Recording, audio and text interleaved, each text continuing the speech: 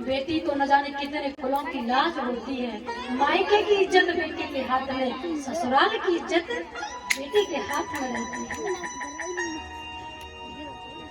जब जब अपनी बेटियों को किसी दूसरे के घर भेजें, जब जब अपनी बेटियों के लिए घर ढूंढें, तो ऐसा घर ढूंढें जो उसके लिए अनुकूल हो, उसके लिए ऐसा वर ढूंढें जो उसका सम्मान करे, जो उसको प्रेम करे। हमारी बेटियां जो होती हैं वो गैया होती हैं, जिस खूंटा से बांध देती हैं उसी खूंटा से बंध जाती हैं। अपने बाप से ये तक नहीं कहती कि पिताजी मुझे ये व्यक्ति पसंद नहीं है, मैं इसके साथ नहीं रह सकती।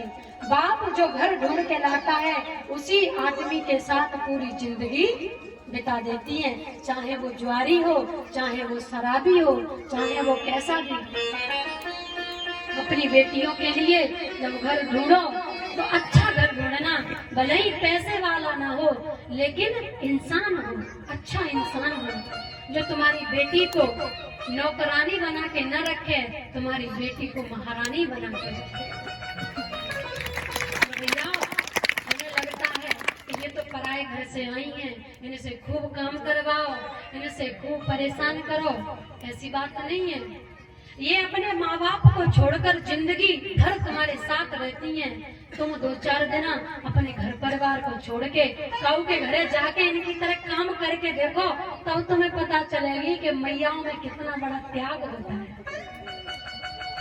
जे अपने ससुराल में जिंदगी भर काम करती हैं, तो तुम अपने ससुराल में जाकर 2 दिन म्यार काट के कुटी कतर के दिखा दो, भैंसे सानी कर दोगे तुम ससुराल में जाकर? नहीं करोगे।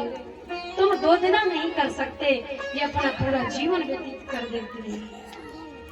किसी भी वेद में, किसी भी शास्त्र में, पुराण में ये नहीं लिखा कि नारी को संन्यास लेना चाहिए, क्योंकि जब नारी अपने परिवार को छोड़कर जब विवाह के संबंध में बढ़ती है, उसका वो संन्यास ही तो हो जाता है।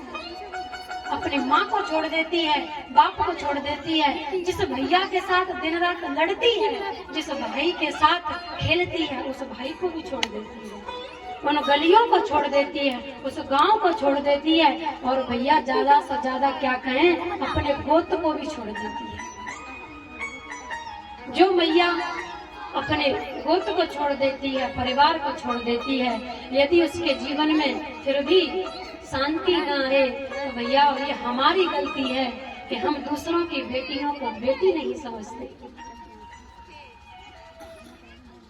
यदि हमारे घर में एक बहू है और एक बेटी है, तो हमें बहू के साथ भी बेटी की तरह व्यवहार करना चाहिए, क्योंकि तुम्हारी बहू भी तो किसी की बेटी है और तुम्हारी बेटी भी तो किसी की बहू है।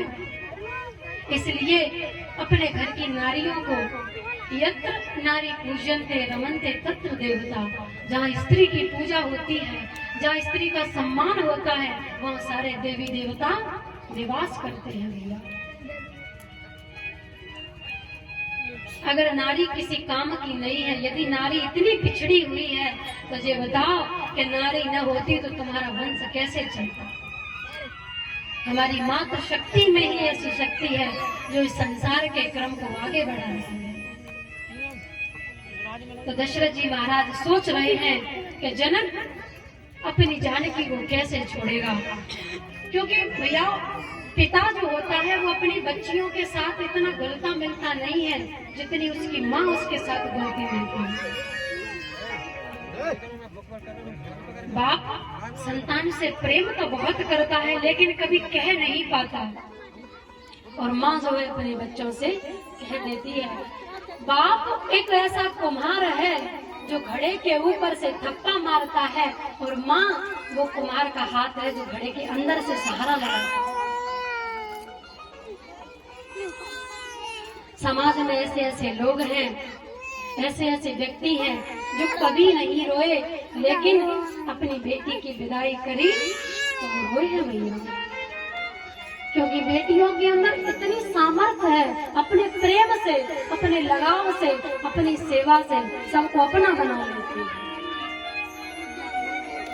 यदि तुम्हारे घर में 4 बालक हैं और 1 बेटी है, 4 बालक जरूरी नहीं तुम्हें पानी भर के दें, लेकिन तुम्हारी 1 बेटी है वो तुम्हें कभी प्यासा नहीं सोने देगी, कभी भूखा नहीं सोने देगी। रात के 12 बजे भी तुम भोजन मांगोगे तो तुम्हें भोजन मिलेगा। तुम्हारे घर में बेटी है, तुम्हारे घर में हमेशा शांति रहेगी, खुशियां रहेंगी, प्रेम रहेगा, किलकारियां गूंजती रहेंगी। और तुम्हारे घर में बेटी है तो तुम्हारा घर हमेशा साफ सुथरा रहेगा। इसलिए भैया अपनी बेटियों को हर तरह की सुख सुविधा दें, उनका सहयोग करें और उन्हें ज्यादा से ज्यादा आगे बढ़ाएं।